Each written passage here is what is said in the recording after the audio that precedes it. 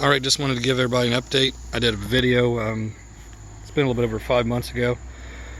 This is a 36 volt EZGO electric golf cart.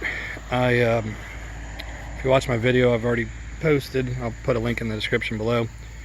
I converted it from 6 volt Trojan batteries to 3 Marine deep cycle batteries that are 12 volt. Here's what she looks like. Same kind of wiring. You wire them in a series, not parallel.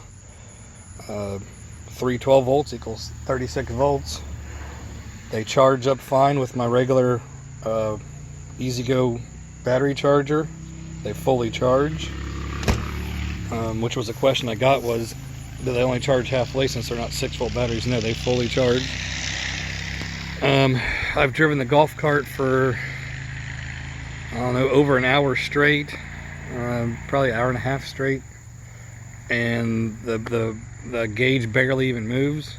So I need to try to figure a way to do a video of constant driving. How long will it go on these 3 batteries compared to the old 6 batteries? These batteries I bought from Walmart. They were $74.99 a piece, 75 bucks.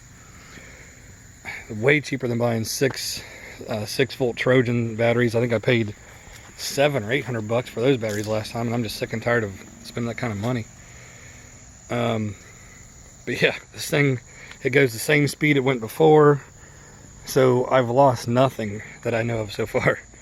And here, like I said, it's almost been 6 months since I put them in there. They hold a charge like no other. Like I said, I drive for an hour and a half at a time. Haven't killed the battery yet, or killed the batteries yet. They fully charge with the regular charger.